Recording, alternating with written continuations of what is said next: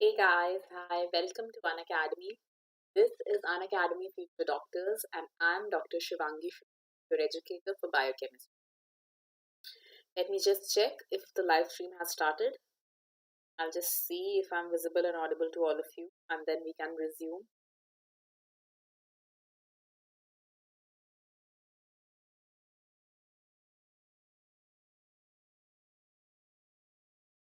Just give. All right. So, am I visible and audible to all of you? Do let me know.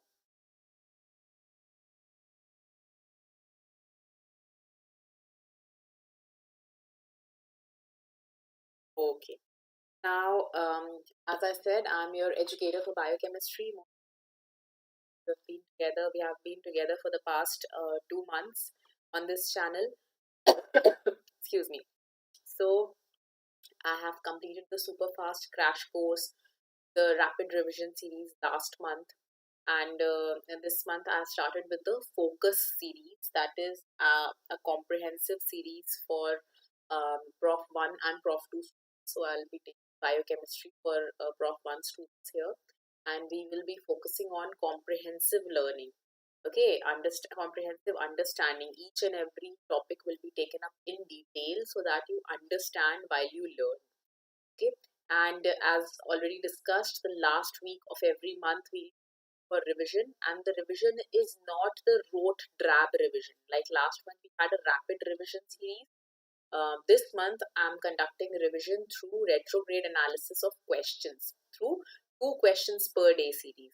Okay, so I'll be taking up 3 such sessions every day. So in total we'll be discussing 6 important questions, therefore 6 important concepts every day. Okay, all right. uh so tonight, the right now is the first session. Hi Kushi. So right now is the first such session. Okay. I hope all of you have attended the NEET combat in the morning today. How was it? Do let me know. You guys would be knowing about the Plus and the Iconic subscription on Unacademy, where you can get access to video lectures from top educators across the country. Also, it provides you with printed notes and question banks as well. An Iconic subscription will, in addition, give you sources from Prep Ladder as well. Okay, and please do not forget to put in the educator code DRSHUKLA Dr. Shukla for additional 10% discount. So Unacademy is already offering you a very highly subsidized, inexpensive subscription. So, and on top of that, it is giving you 10% discount if you apply this code. Okay, please at the time of checkout, do apply this code for any of the subscriptions, whichever you are planning to. DRSHUKLA Dr. Shukla. Okay, all right. Uh, Okay, Khushi is the first prof student. All right, Khushi, have you just joined college, or are your profession? Have you joined college last year and your professional examination is about to take place? Tell me, have you completed your first professional studies and your examinations are due? Is it? Okay, so Khushi, you can attend the earlier classes as well. Okay, right now I'm just revising, so I'll be taking up 2 questions in this session, 2 important questions, and you have to. I'll give you 5 minutes to answer them. You okay? So Khushi has her exam due, then she will enjoy this, I think, because she would have already read all this. So, all right. So, do answer. Take your time, understand the question, and then answer in the chat section, and then we'll discuss. Okay, as to what the concept is behind. All right. Now, which of the following does not occur in starvation? Okay. This is the question. Which of the following does not occur in starvation? Is it A. Ketogenesis, B. Gluconeogenesis, C. Hypercholesterolemia, or D. Lipolysis? Okay, understood? Now take your time, understand, and then we are going to discuss each and every concept. Okay, start. You can start answering in the chat section, all those who are present. Your time, and you can answer in the chat section.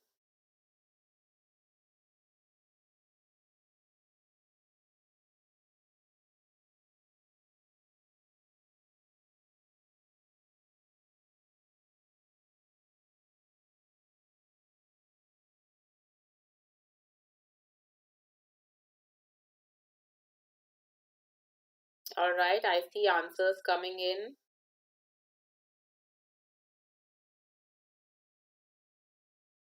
You can take your time, guys, to understand the question. You have enough time. Look at each option and try and recall the metabolic cycle behind that option. Okay? Try and recall the conditions in which that particular cycle occurs. Okay, we have discussed the metabolic cycles. I think each cycle we have discussed more than 5-6 times. 5-6 is also less. I think more than 10 times we have discussed each of these cycles in the past 2 months only. So I want you guys to be very thorough with whatever we are reading.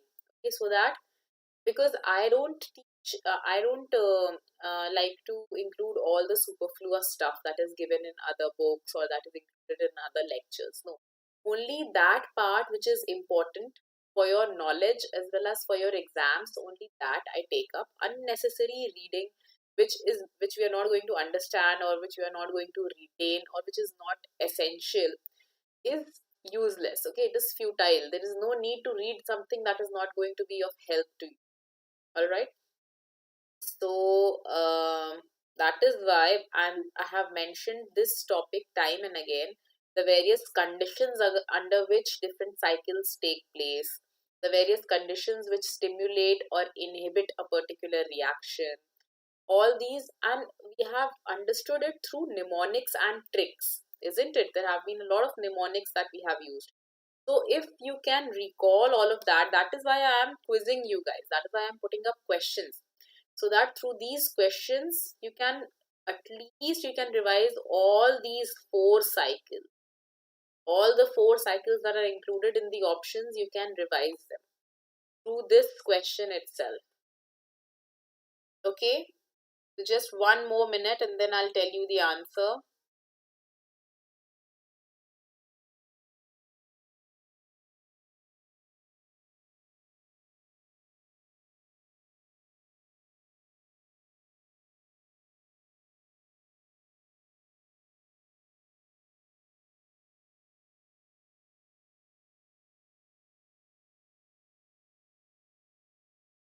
Come on guys, all those who have joined, do answer in the chat section.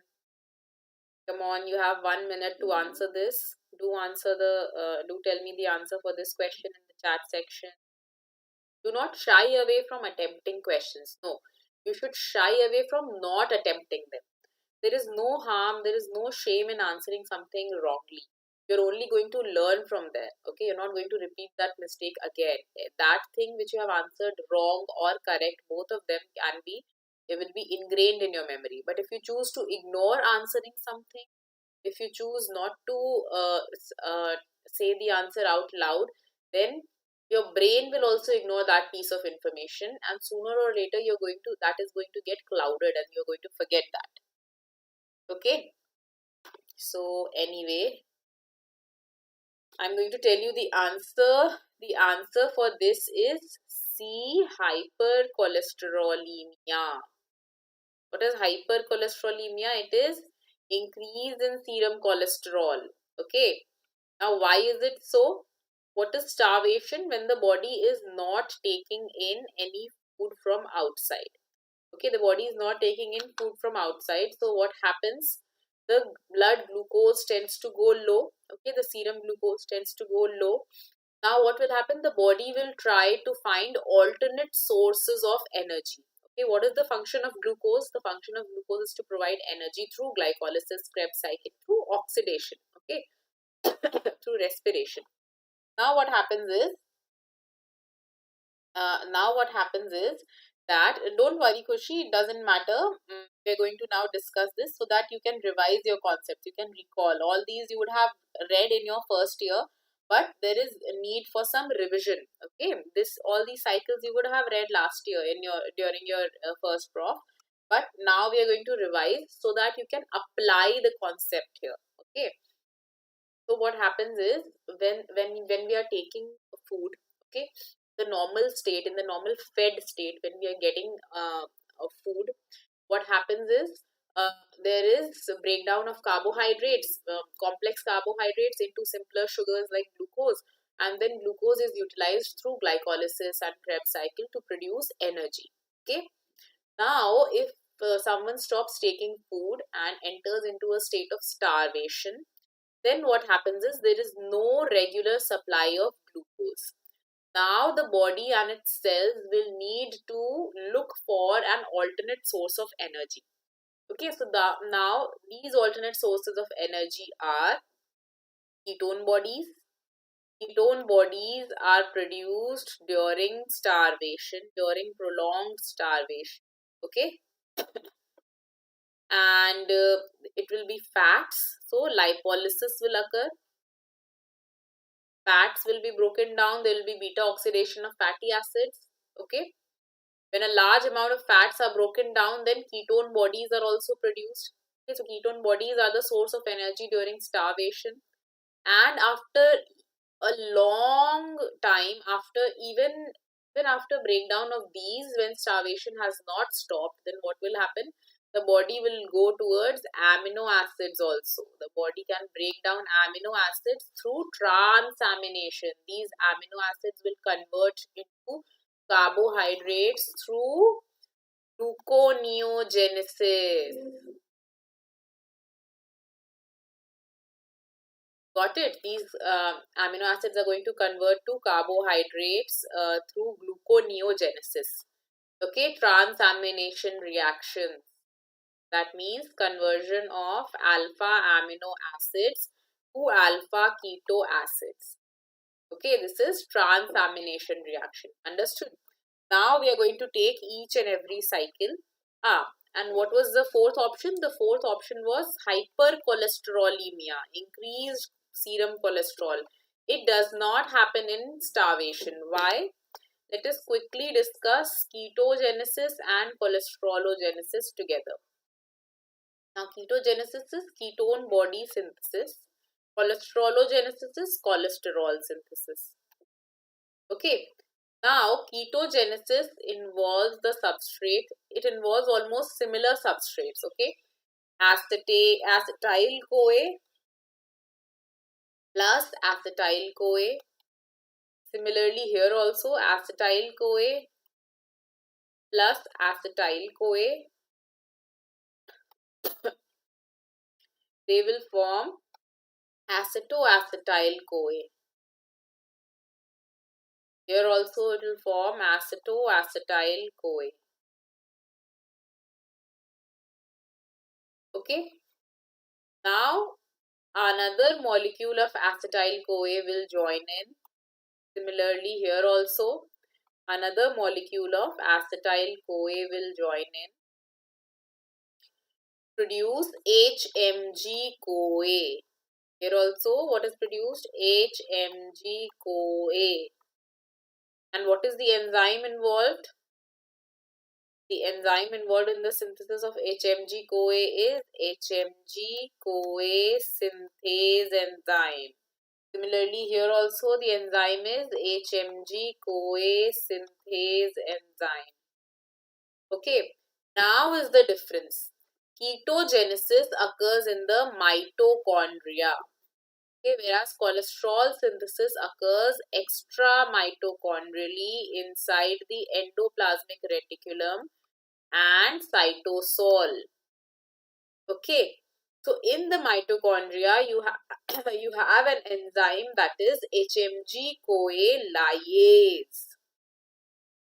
Okay, now this enzyme is going to convert HMG-CoA into acetoacetate, which is the first ketone body to be formed. Now this will convert into beta hydroxybutyrate and acetone. So these three are the ketone bodies. They are produced inside the mitochondria during starvation. And in cholesterol synthesis, what is the step? HMG-CoA undergoes reduction through HMG-CoA reductase. And this is the enzyme HMG-CoA reductase that converts HMG-CoA to mevalonate. And this is the first step of cholesterol synthesis. Understood? So this HMG-CoA enzyme, which is used in HMG-CoA reductase enzyme, which is used in the synthesis of cholesterol, this is inhibited by starvation. And why is it so? Why does starvation inhibit HMG-CoA reductase? Because guys, during starvation, our body will want most of the HMG-CoA to be used up in ketone body synthesis. And why is it so? Because ketone bodies are producing energy. Ketone bodies are giving energy to the body. So our body will want most of the HMG-CoA to be used up in ketone body synthesis. Understanding this, getting this? So this is the reason why during starvation, this HMG-CoA is inhibited. HMG-CoA reductase is inhibited. If HMG-CoA reductase will be inhibited, then cholesterol synthesis will be inhibited. Okay, and the HMG-CoA that is present in the body can be used for ketone body synthesis. Okay, so starvation cannot lead to hypercholesterolemia. Understood? HMG-CoA reductase is also inhibited by which enzymes, which hormones? First of all, it is inhibited by mevalonate through feedback inhibition. Okay, it is synthesizing mevalonate. So, if mevalonate will increase in concentration through feedback inhibition, it is going to inhibit this. Mevalonate will say, okay, I am getting too much in concentration here. Please stop synthesizing me. Okay, so it will inhibit HMG-CoA reductase if the concentration of mevalonate is increased. Similarly, if the concentration of cholesterol is increasing, cholesterol will also through feedback inhibition say, tell HMG-CoA reductase, please stop acting now because I am getting too much in concentration. Now, cholesterol also synthesizes glucocorticoids. So, if glucocorticoids are increasing in the body, or if the person is taking glucocorticoids from outside, then also this HMG-CoA reductase is inhibited. Okay, and hormones like glucagon can also inhibit this. And what can stimulate it? Insulin. Why? Because insulin is an anabolic hormone. Insulin is an anabolic hormone. It makes things. Okay, it helps in formation of compounds. So insulin and thyroxine, both of these will stimulate HMG-CoA reductase so that cholesterol synthesis is improved. So wherever any synthesis is happening, insulin is going to help that because it is an anabolic hormone. Whereas glucagon is going to inhibit that because it is a catabolic hormone. Got it? So this is one way in which you can differentiate. Okay, understood all of you? Got it? And gluconeogenesis. See, gluconeogenesis. What is the definition of gluconeogenesis? It is synthesis of glucose from non-carbohydrate precursors.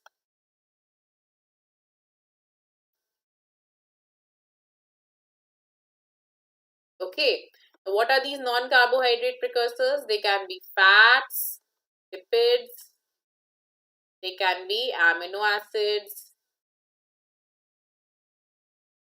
Okay, now what happens is these amino acids, they can be diverted towards gluconeogenesis through the Krebs cycle. How is it so? You remember the Krebs cycle? It has one intermediate, that is alpha ketoglutarate. It forms succinyl CoA. It forms succinate, which forms fumarate, forms malate, forms oxaloacetate, and then it forms citrate, isocitrate, cis-aconitate,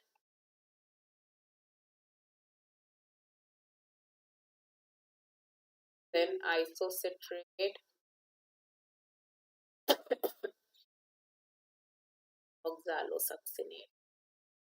This is the Krebs cycle. Okay, Now in this cycle, this oxaloacetate and this alpha ketoglutarate, they are undergoing transamination reactions. How?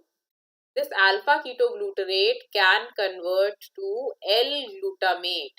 Okay, alpha ketoglutarate can convert to L-glutamate. Glutamate is an amino acid. Okay, or glutamate, whenever glutamate is present in the glutamate, glutamine, glycine, they are present inside the skeletal muscles. So whenever skeletal muscles are broken down, these glutamate will be released and it can convert into alpha ketoglutarate, which can be used for production of energy through the TCA cycle. Similarly, aspartic acid or aspartate converts into oxaloacetate, which can be used up in the citric acid cycle or the Krebs cycle to produce energy. Okay, so this is how through gluconeogenesis, also in starvation, we are deriving energy. Gluconeogenesis in simple terms is the opposite of glycolysis. Okay, where in the end glucose is produced. Okay, it is produced from non-carbohydrate precursors because we are not taking it from outside, so we require it to be synthesized inside our body. Okay, now glucose is produced by plants through photosynthesis. Okay, glucose, it is produced by plants through photosynthesis, and this glucose is stored by plants. Storage form is starch. Okay, the extra glucose is stored in the form of starch. Okay, now glucose cannot be synthesized by animals. That is why they take plants. But there is in emergency situations when we are not taking plants or any outside food, then we have the equipment, the machinery to synthesize glucose from other biomolecules, and this process is called gluconeogenesis. Now you understood what is the importance of gluconeogenesis: to produce glucose during emergency. And what are these emergencies? Starvation is one of the emergency, when you're not taking food from outside. Okay, and the glucose inside animals, the excess glucose is stored in the form of glycogen. The storage form of glucose in animals is glycogen. Therefore, glycogen is also known as animal starch. Okay, glycogen is also known as animal starch. Why? Because it is the storage form of glucose inside in animals. So you saw different concepts that we cleared here with this one question.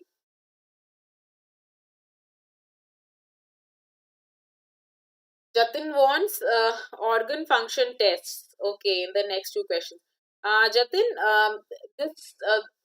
just attempt the next question that I have already posted here.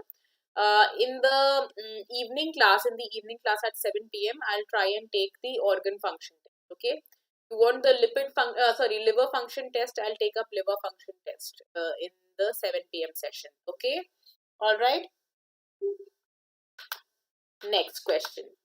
A disease shows the following characteristics of transmission. The maternal uncle has the disease and the son has the disease. Okay, what is the type of inheritance? Only just this line you have. Okay, so some people will think it is very vague and it is difficult to understand from this. The maternal uncle has the disease and the son has the disease. Just one line, and you have to tell the type of inheritance. Okay, got it? So I'll not give you further hints. You try and exercise your gray cells and try and come up with the answer. I'll give you 5 minutes to come up with the answer. Tell me in the chat section and then I'll discuss the answer with you. Okay? You can take your time to understand and then we'll discuss.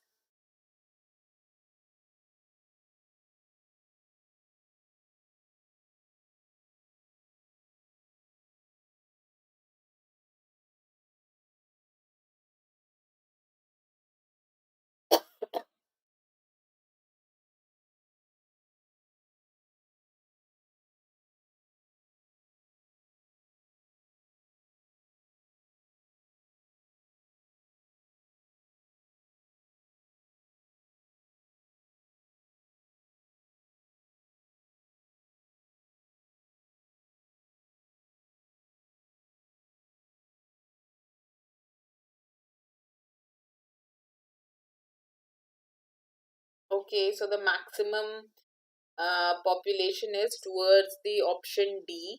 All right. Does anyone beg to differ? Will anyone like to differ on this? Difference of opinion is welcome here.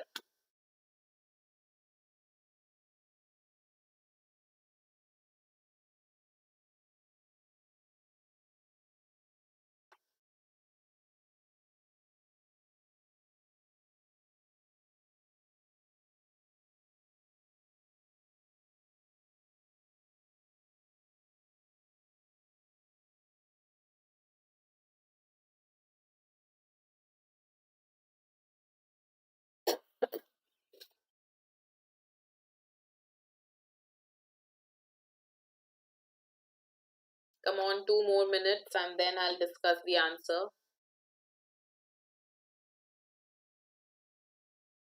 Focus on what is given. The maternal uncle has the disease and the son has the disease. Okay.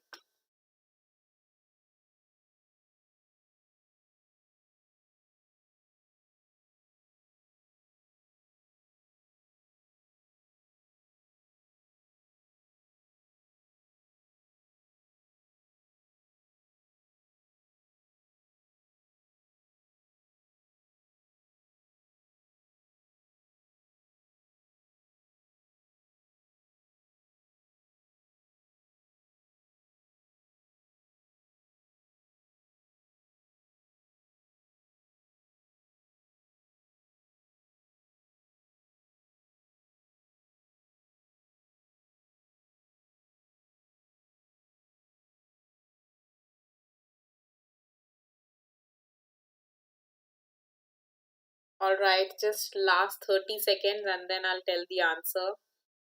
If at all anyone wants to answer, then they can do it within these 30 seconds. Otherwise, we'll start with the discussion then.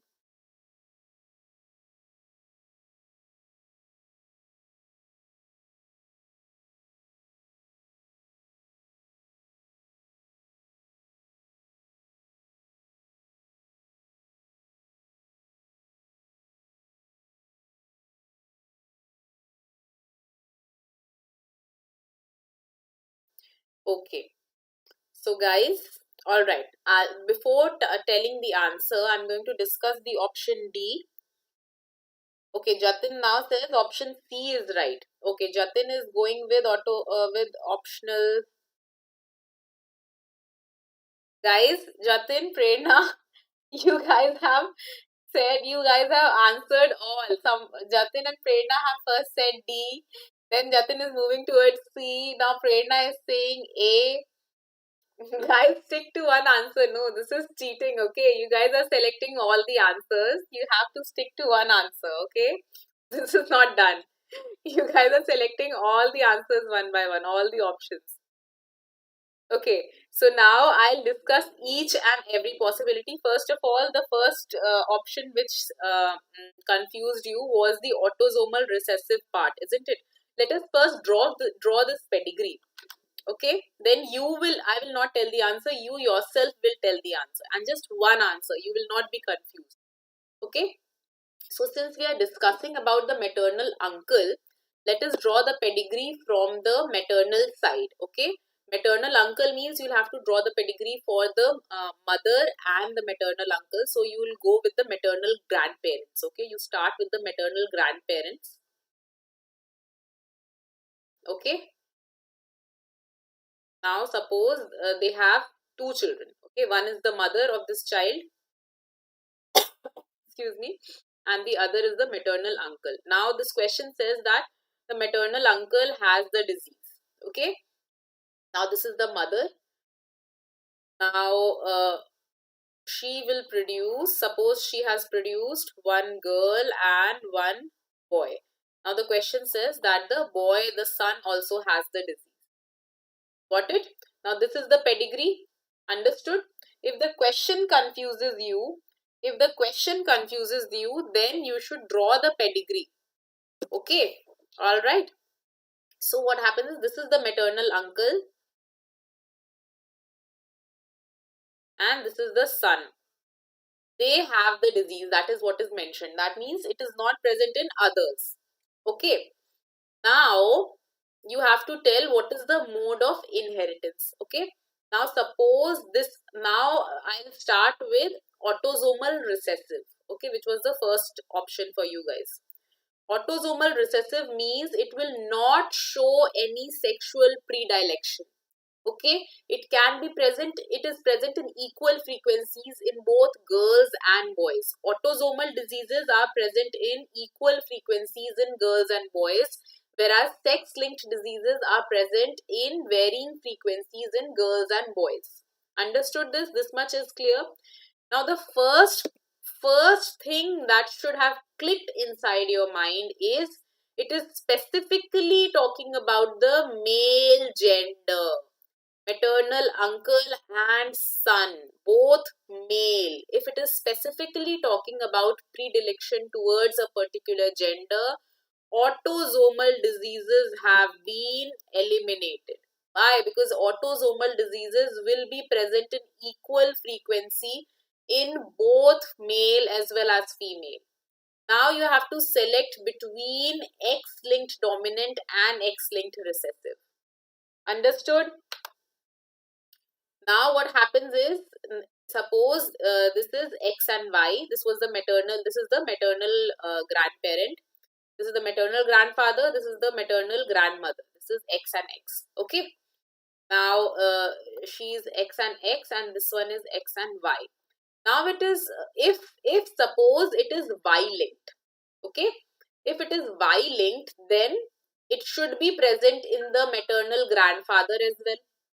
Okay, but nothing has been mentioned as such. Okay, and if it is Y linked, then it should be it cannot be present in the son until and unless it is present in the husband, but that is also not mentioned. So you have to take out your answer from the information that is given. So Y linked is cancelled, eliminated. Next, if it is X linked, okay, then it will be present in the maternal grandfather. If it is X linked, it will be present in the maternal grandfather, and it can be present in the maternal grandmother if it is recessive. For recessive to be present in females, it has to be present in a homozygous state.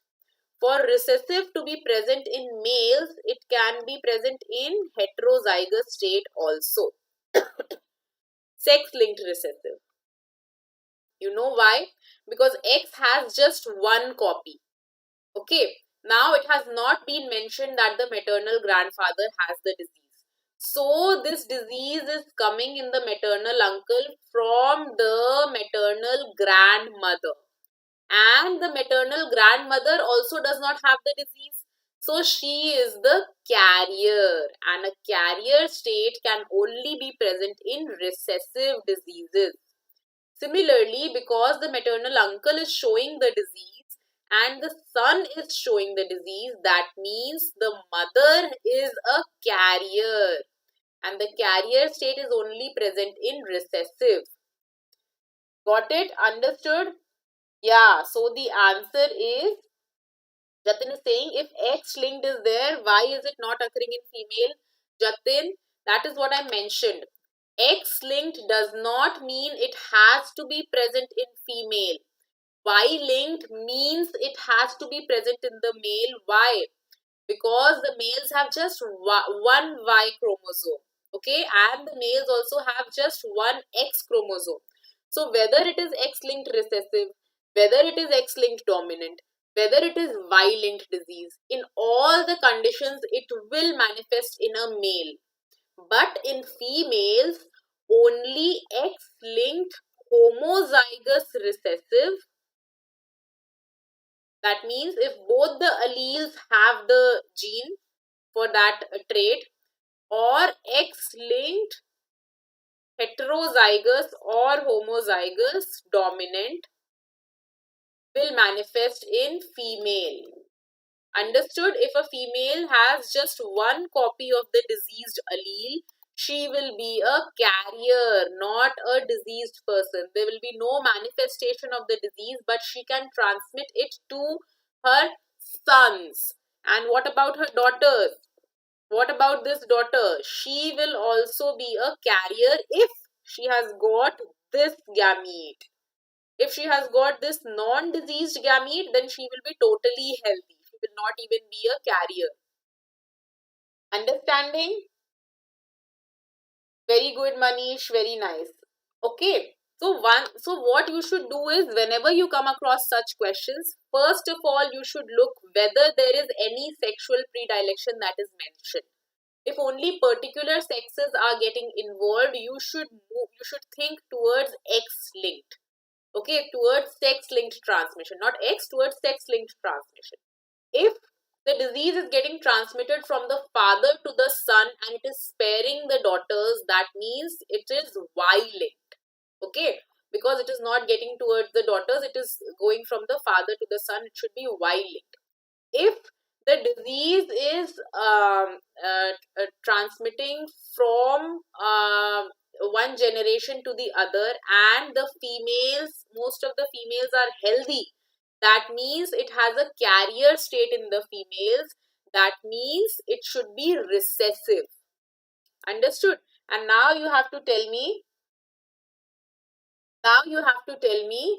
what is, how do you diagnose, how do you come up with, tell what is the mitochondrial inheritance. Okay, mitochondrial inheritance, you will tell me. That is a homework for you. I'll ask you in the next session, that is at 7 p.m. Okay.